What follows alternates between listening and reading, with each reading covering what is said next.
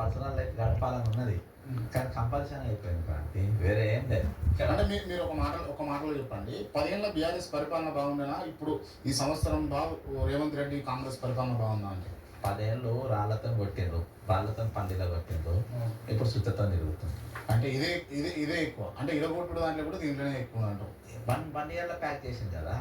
1 ఇయర్లో గతంలోకి వెళ్ళి చూసుకుంటే ఏంటంటే గతంలో కూడా అణిచిపోతుంటే, గతంలో నిర్బంధం ఉంటే, గతంలో అన్ని ఉండే కూడా బతికొచ్చినోడు పొంగులేటి మనం ఏం చెప్తుంటే కట్టర్ కాంగ్రెస్ కు సపోర్ట్ చేస్తారు అంతకంటే కట్టర్ కాంగ్రెస్ వీళ్ళంతా బతికొచ్చిన వాళ్ళు. ఇవాళ ఇల్లు ఉన్నారే పెళ్ళ పోతారు, ఇవాళ వీళ్ళే శాశ్వతం కాదు కదా, బీజేపీకి పోతారు. రైట్. ఈ కాంగ్రెస్ అధిష్టానం ఏదైతే ఉందో, సోనియమ్మ కావచ్చు, రాహుల్ గాంధీ కావచ్చు, వీళ్ళు రేవంత్ కు అపాయింట్మెంట్ ఇస్తలేరు అని చెప్పేసి వస్తున్నటువంటి వార్తలు ఈ అపోజిషన్ పార్టీ చక్కలు కొట్టిస్తున్న అంశాలు, లేకపోతే నిజమైనది? ఇది ఒకటి, రాహుల్ గాంధీ అసంతృప్తితో ఉన్నాడు. దేనికి అంటే ఈయన బీఆర్ఎస్కి వెళ్ళి కాంగ్రెస్లోకి జాయిన్ చేసుకునే ఎమ్మెల్యేలను చేసుకోవద్దన్నాడు ఆయన సీరియస్గా.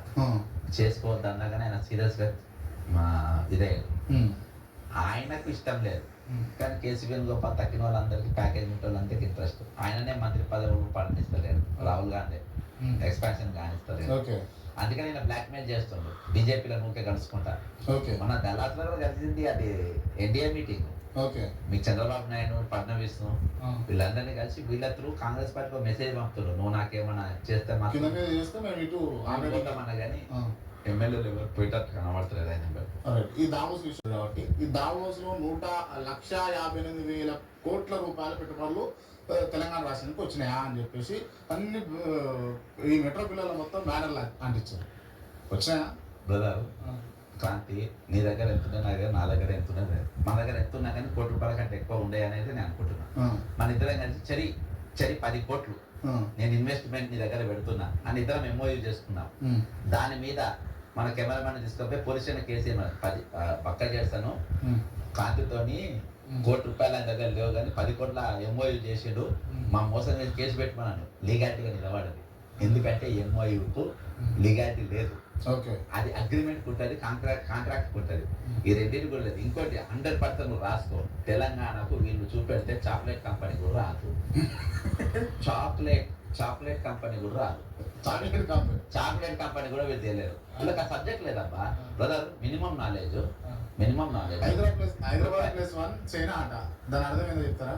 ఏ బ్రదర్, ఇక ఐటమ్ రాజా ఆయన ఎవరు నమ్ముతలేడు. చైనాతో పోటీ వద్దబ్బా, చైనాతో వదిలేసే. నువ్వు పక్క రాష్ట్రంతో పోటీ పడే సీన్ లేదు నీకు, పక్క రాష్ట్రంతో పోటీ పడే సీన్ లేదు నీకు బ్రదర్.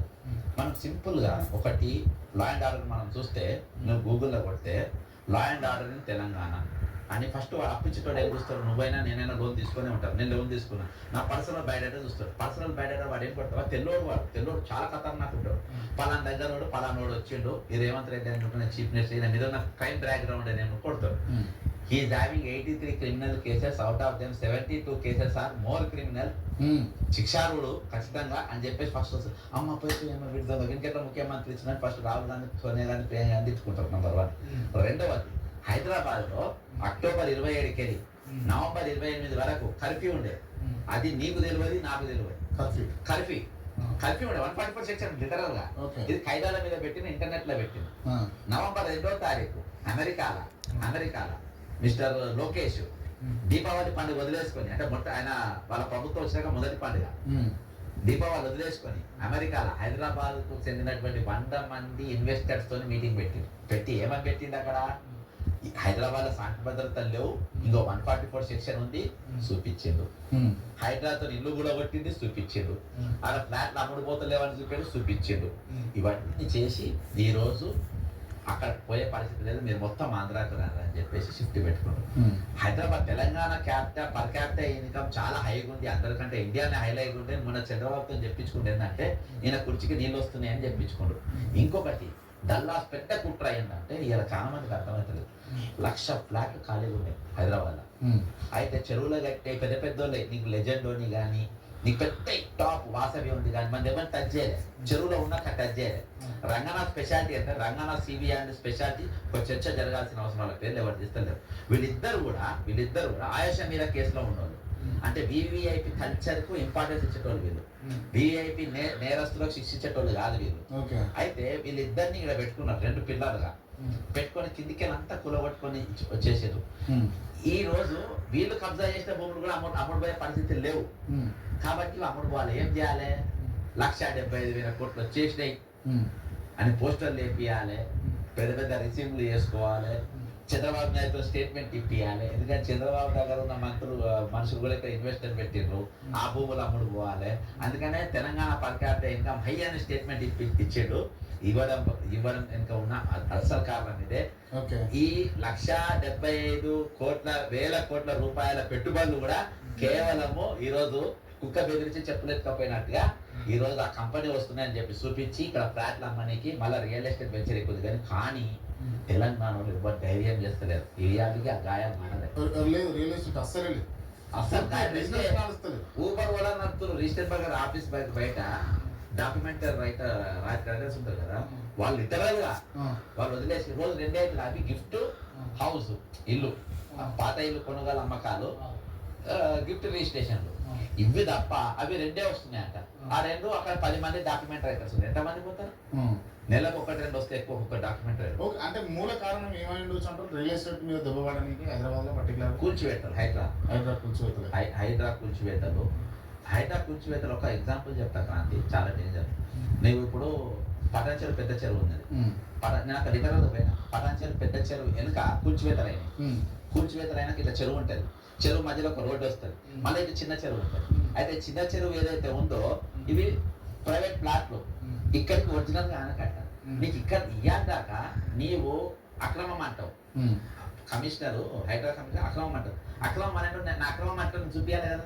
ఇగో ఈ చెరువు బౌండరీ, ఇది ఎఫ్టీఎల్ అని చూపించకుండా ఎట్లా కొడుకుంటాం? ఇయ్యాక ఎఫ్టీఎల్ చూపించాలని మీరు అర్థం చేసుకోండి. అయితే ఈ చెరువు ఇట్లా అయింది కదా, మధ్యలో రోడ్డు వచ్చింది కదా, ఇక్కడ నీళ్లు ఉన్నాయి కదా, నెక్స్ట్ కూరబెట్టేటి ఇవే ఎఫ్టీఎల్ ఇక్కడ దాకా వస్తుంది. కానీ ఇక్కడ దాకా వస్తే చెప్పారు. అట్లా 60 గజాల రేటు ఉన్నాయి ఇవి. రేవంత్ రెడ్డి వాళ్ళన్న 5,000కు 6,000కు గజం చొప్పున మొత్తం కొనేసారు. అయితే ఎవడైతే కొననీకి తెగబడ్డారు చూసినావా, మేము అమ్మం అన్న చూసినా కొంచెం పైకి పోయినారు. వాళ్ళ దగ్గర ప్రతి 250 గజాలకు 50 గజాలు కమిషన్ ఇవ్వకు. నేను అక్కడ ఇతరులు కూడా నా ముందే అవుతుంది. అక్కడ శ్రీనివాస్ రెడ్డి, శ్రీకాంత్ రెడ్డి, సురేందర్ రెడ్డి ఇద్దరు వచ్చిండ్రు. తిరుపతి రెడ్డి మనిషి పేరు చెప్పి వాళ్ళు ఎంబడి గవర్నమెంట్ అఫీషియల్ తిరుగుతారు. అక్కడ ఏంది వీళ్ళు వాళ్ళు ఎందుకు అంటే తిరుపతి రెడ్డి మనుషులు వాళ్ళకి 50 గజాలు ఇస్తున్నారు కాబట్టి సర్వే నడుస్తుంది అని చెప్పాను. నేను 50 గజాలు ప్లాన్ తీసుకొని 50 గుడిసె కూడా పడదు. ఏం చేసుకుంటే అట్లా సర్వే చేసి దానికన్నా ఈ 200 చెప్తారంట. జరిపి ఒక దగ్గర ఒక బిట్టి చేస్తారంట.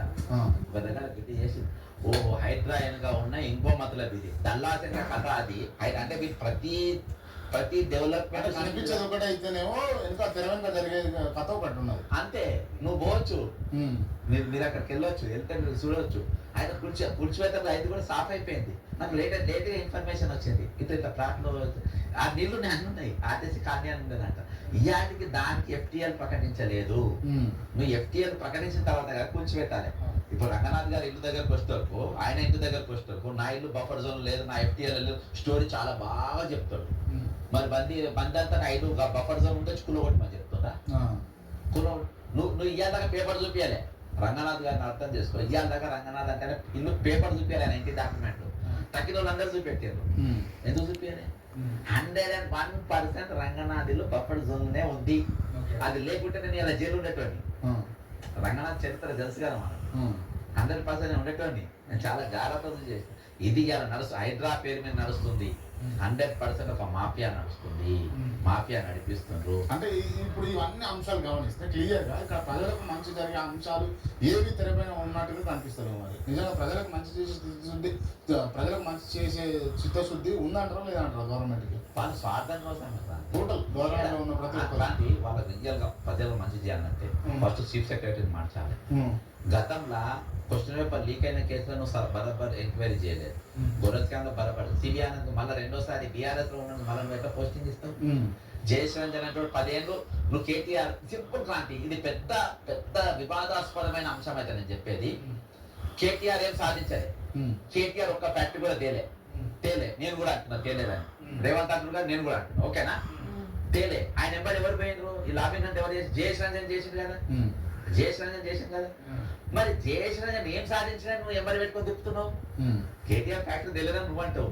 మరి కేటీఆర్ ఎంబడి కేటీఆర్ ఆయన ఒక ఐటీ నిపుణునిగా ఒక సెక్రటరీగా ఆయనకు ఆ లాబింగ్ తయారు చేసి ఇచ్చినోడు, మరి ఆయన నువ్వు వేసుకొని ఎందుకు తిరుగుతున్నావు?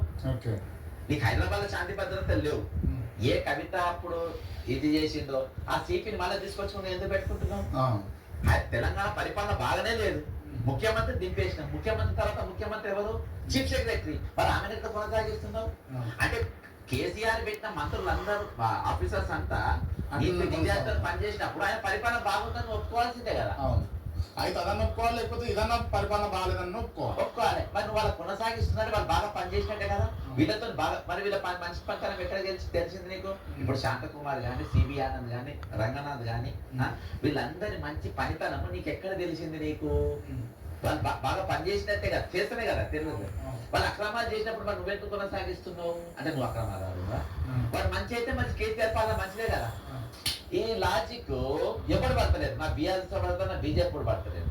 ఇవాళ నువ్వు డల్లాస్ కు తీసుకుపోయింది, జయేష్ రంజన్ రెండోసారి తీసుకుపోయినావు అంటే కేటీఆర్ మంచి పని చేసినట్టు ఒప్పుకున్నట్టే కదా. రైట్. మొత్తానికి బక్కదేశం గారు చెప్తున్నటువంటి అంశాలన్నీ గమనిస్తే కూడా టోటల్ ఈ ఇంటర్వ్యూలో వచ్చిన ప్రతి అంశం కూడా ప్రతి తన నోటి నుంచి వచ్చినటువంటి ప్రతి మాట కూడా అమూల్యమైంది. ఎందుకంటే గవర్నమెంట్ చేస్తున్నటువంటి తప్పిదాలు, గవర్నమెంట్ లో ఉన్నటువంటి ప్రజాప్రతినిధులు, ఎమ్మెల్సీలో ఉన్నవారు, మంత్రులుగా